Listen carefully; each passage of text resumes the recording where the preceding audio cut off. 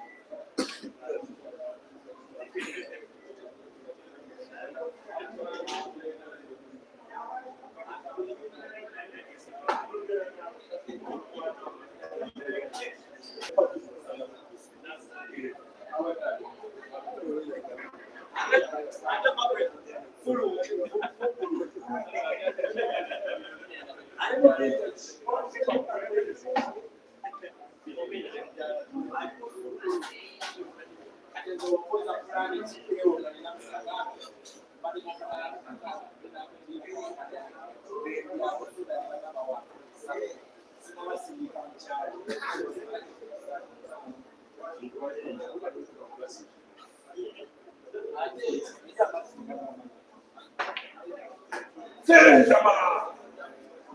Come on, Cesar.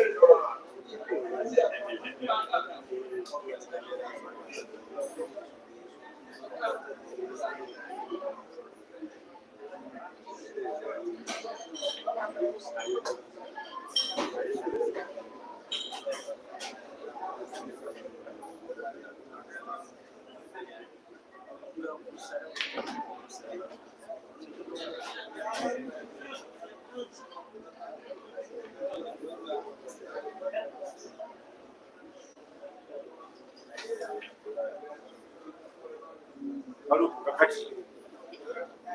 FAROUK, FAROUK.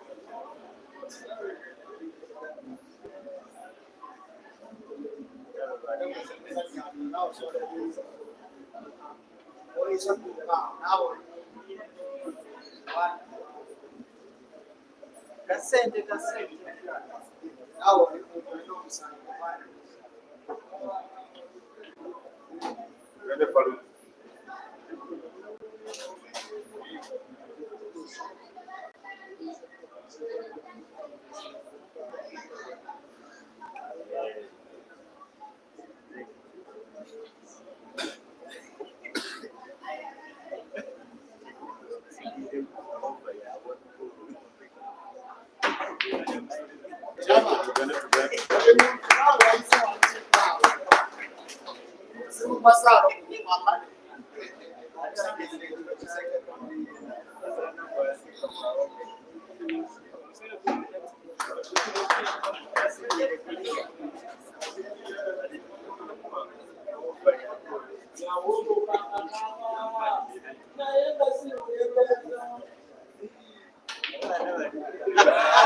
Come on, Cesar. Come on, Cesar.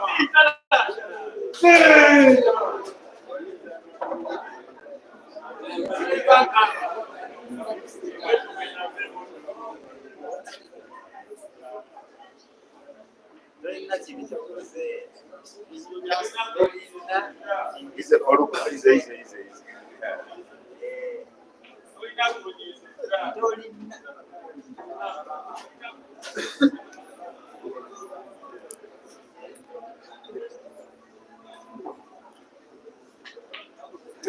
All right, good evening, viewers.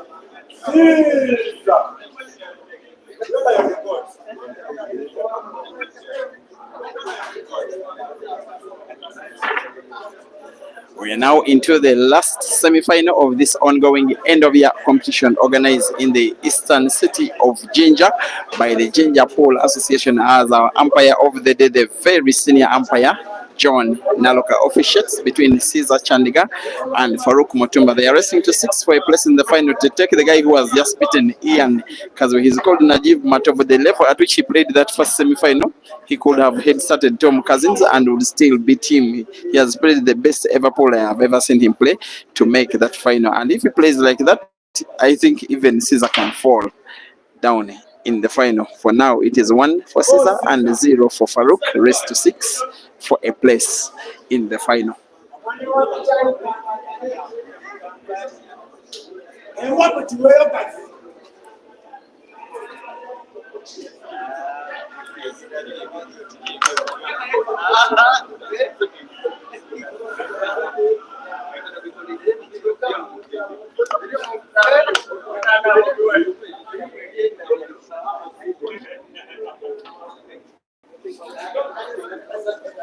There are a few players who are decent but have never beaten Cesar, and this young man FAROUK is one of them. The only time he has ever gotten himself close, there was a comp that was organized at Amigos in Kansanga in Kampala. It was won by Cesar. In the semi-final, a race to 7 it was won by Cesar by 7-6. There was a very big attempt by FAROUK to make a comeback because he was about 6-3 down, then made it 6-6, but then lost that decider. That is the closest he has ever gotten himself to in a match against Cesar. Otherwise, if I'm not mistaken, they have faced off 4 times and all 4 have been won by this guy who is playing. And all 4 have been such weekly comps. This one is not a weekly comp, it is a 2-day championship. The intention was to have about 64 players. In the end, the Ginger Pool Association was able to register about just over 50 of them, but still very worth the try to win. Mr. Consistency, Cesar Chandiga, is going for a second one on FAROUK Mutumba, who came so close, by the way, to winning frame number 1, not until he potted white ball while drawing it backwards to try and find a good white ball for the black. Because of the little distance between the black and the center pocket, white was pulled so close to the center pocket that it was sunk. Little story short, Cesar stole frame number 1 and is about to win frame number 2, this time very outright. Yellow ball to the center pocket on the right, and black ball to the corner pocket on the top left where he's standing, and just like that, it will be 2-0. This time, by break and finish, Cesar makes it 2 and FAROUK 0.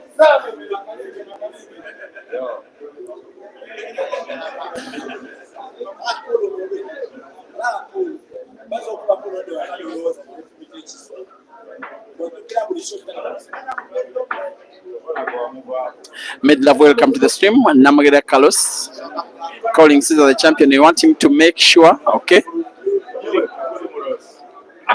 David Maseko, you want me to tell you about this FAROUK? Okay. FAROUK is one of those boys. He's still a boy. He's just made 19. He's a product of the COVID breakdown. Those boys who started training when bars were not supposed to open. Then he got somewhere where there was a pool table, and as a young man, he was practicing. And by the end of COVID, he was recruited because of his enormous talent by a team called Capital Knight in the pool league. And last year, he was a very good revelation to Capital Knight. It was himself and Ian Kazwe who were the backbone of that team. The two are continuing again in Capital Knight Pool Club. And yes, FAROUK has been playing in competitions, weekly comps and monthly comps and tournaments like this one. He has not won a good one. He has reached the semi-finals a few times. In open comps, he has not reached the final, but his talent is not in doubt at all. In the highest level he has reached is a comp like this one. It was still semi-finals and lost out to the same player. That was Cesar. That time it was race to 7. It was 7-6, Cesar's winning score. This time it is a shorter race to 6, and Cesar already leads 2-0. It doesn't mean that FAROUK cannot do something about it, but has to be very careful. For instance, frame number 1, where he got a good chance to clear the frame and go 1-0 up on Cesar. Then he got a little bit complacent while throwing the white ball backwards, ending up fouling and frame being taken down by Cesar. Then the next frame, Cesar won by 1 visit clearance. He's now attempting to win a third. Sometimes it's not friendly playing against this guy.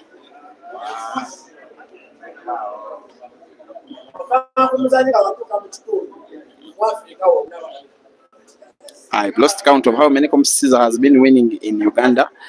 Last time I counted, he was just about to make 30. Now I stopped counting because there have been so many.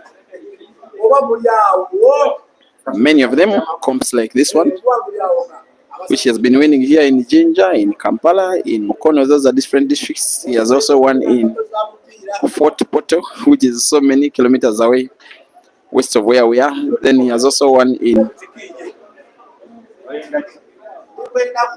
Masaka. That is 4 times. He has also won 1 major comp of the Pool Association of Uganda, the National Open Championship last year. He has also been winning bigger comps in Kenya and Zambia, and has also represented Uganda elsewhere as far as China. He's one of those names that are now the most profoundly sung on all lips of African fans of the sport around the continent, if not the most sung name. He plays many times, and many times when he plays, he reaches latter stages of competitions like this one. He has gotten himself into some kind of trouble here because he used the white ball to push that yellow ball away, but he moved it so close to the red. Maybe he's going for bank shot. It's what I'm thinking is possible, but quite difficult. Off the cushion and then to the corner pocket on the top left. he gets it wrong and gives chance for FAROUK to play in this frame. The fans are just shouting to FAROUK that just believe in yourself. And the belief in himself is what exactly he needs here. Sometimes as a player, you don't need to think about the abilities of your opponent, because it doesn't matter what your opponent will do. Just try and get your chances, then you utilize them to the best of your ability. And when you start winning, nobody is not subject to pressure.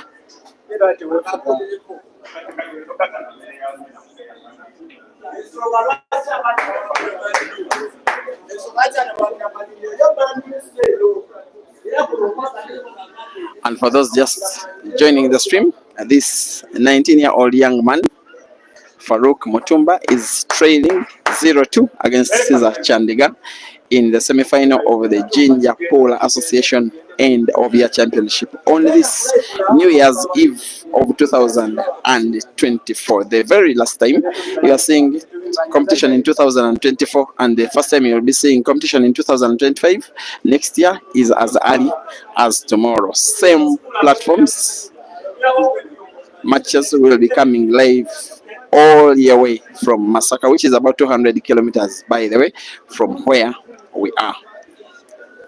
FAROUK has to be careful with his shirt. It's making him quite uncomfortable. And net potting is not a formality here, but he has made it so. That's why you may believe me when I say that his talent is enormously never in doubt. When he will ripen up as a mature player, when it will be, your guess is as good as mine. He wants to put both reds to the same corner pocket, and this time he gets an abortion. He almost lost the frame. White ball, black ball getting sunk to the center pocket. Didn't get sunk in the end. But then FAROUK seemingly is losing frame number 3, as unfortunately as he lost frame number 1. And look at how Cesar is responding to chances being given to him cheaply, simply to play. And just like that, it is pretty much now 3-0.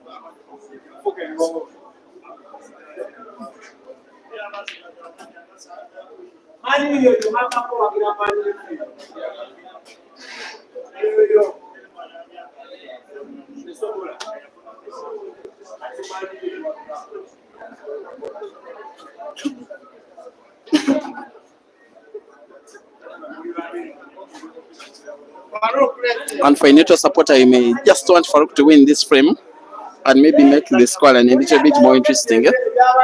Make it possible that he can cause a big shock, as did Najib Matovu. That performance of Najib in the first semi-final, that was on Big Money Billiards Facebook, is, in my opinion, so far the performance of the tournament, and maybe followed by all of Cesar's matches so far, because Cesar is always Cesar anyway. He will need to roll that red ball to the corner pocket. Seemingly, he needs to have full sight of that red, which I'm not so sure he has. But I think he has to go very slow, such that if he doesn't pot, at least he doesn't displace it. He shows how confident he can be on the big stage and wins frame number 4 quite beautifully, a little bit arrogantly, but effectively. FAROUK 1 and Cesar 3.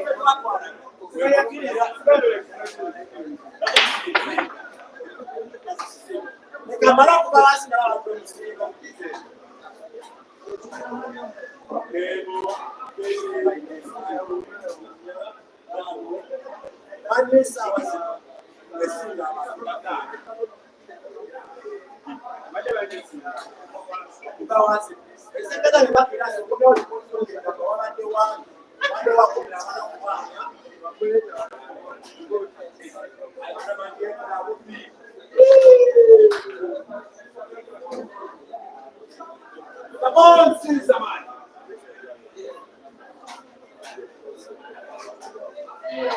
Akwai fashion Uganda.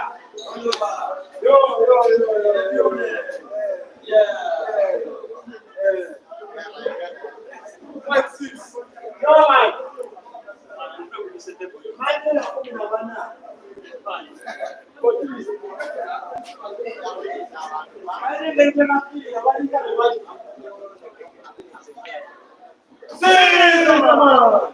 It was always never in doubt. As long as this guy gets a chance to play with a frame looking that good, it is already 4-1. And from where you're watching, I did start this stream about 3 to 4 minutes before the game started. So the match has only lasted a maximum of 20 minutes, and yet already 5 frames have been played.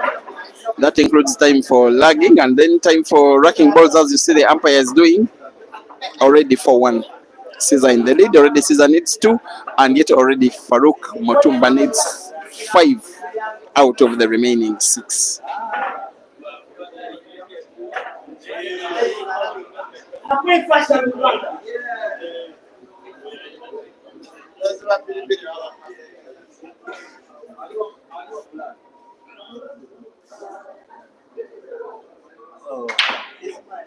Ladies and gentlemen, we say a center microphone. Ladies and gentlemen,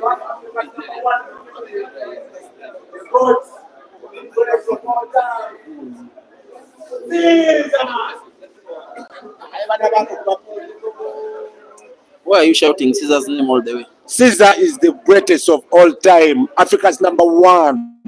He's here in Ginger representing.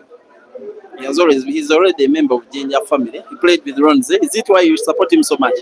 Exactly. Did you watch the game between Najib and Ian? I saw the game.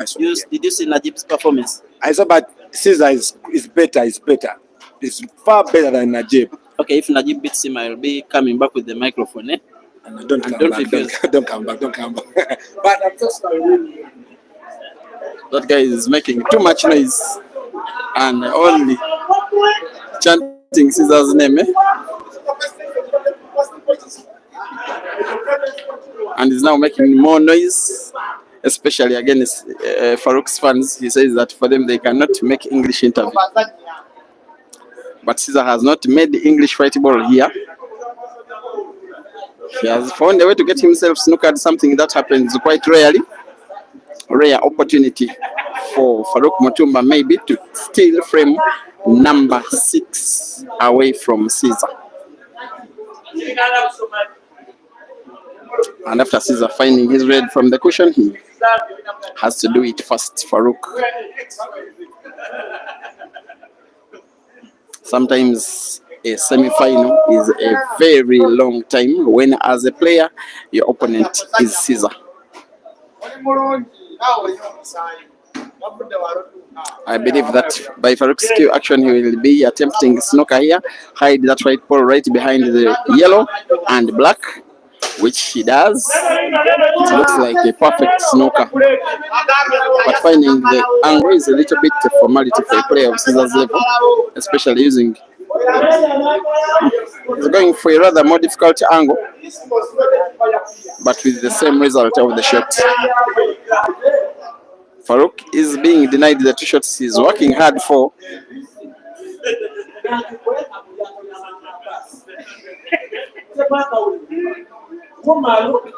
He has that point of the table where he wants to be hiding the white ball all the time, but this time he gets it wrong. Farouk, maybe he will be counting on the fact that Cesar has two dead red balls on the table. Those two reds neighboring each other in between Farouk's yellows. To that point where Cesar is now bringing the white closer. Maybe with this shot he wants to open them both, such that in case chance is given to him again, he can make a clearance. I believe it's what he's having in his mind. Have both of them in space, and in the same shot maintain Farouk's yellows as dead balls. That is very good execution. One of the times when I like to tell you that it is the other side of Cesar, which you don't know when you normally think that he's one guy who simply pots balls every time. That one was a Victor Senyeza shot, a Moses Mafia shot. And yet this time, Cesar has done exactly that. Now, this is what I was telling you about. His aim was to open up his red balls such that when chance is given to him, he can clear Farouk once and for all. As if Cesar is not happy with his white ball. Sometimes I enjoy seeing him in this kind of trouble because he recovers and makes things look a little bit interesting. He also gets me some highlights from these competitions. From the perspective of a streamer, it comes when he's in trouble, but maybe he was playing on our mind there that he wasn't seeing his ball fully. And Farouk is seeing his frame fully being stolen away from Cesar.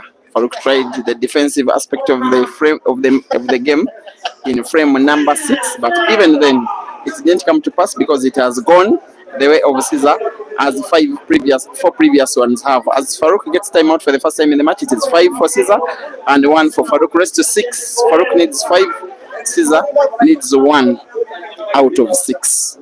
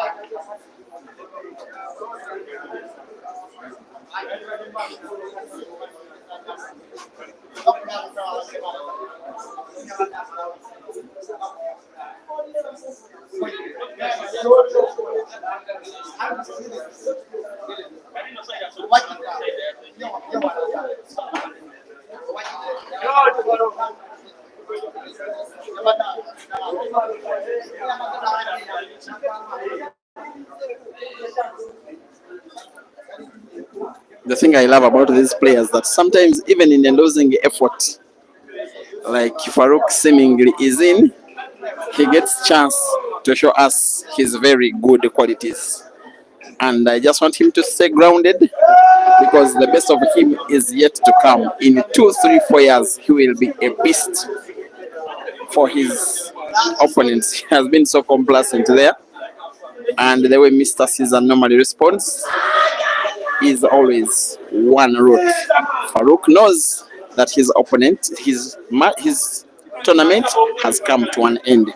As Cesar puts back to the center pocket on the right, semi-final number 2 is done. Farouk Mutumba 1 and Cesar Chandiga 6. A final is upon us between Cesar and Najib Matovu. And yes, according to how Najib played in the semi-final, if he brings that level of play back, the final can be anybody's game. It can be absolutely anybody's game. We meet in the final. That one is going to be coming on 2 platforms here on YouTube as well as Big Money Billiards Facebook.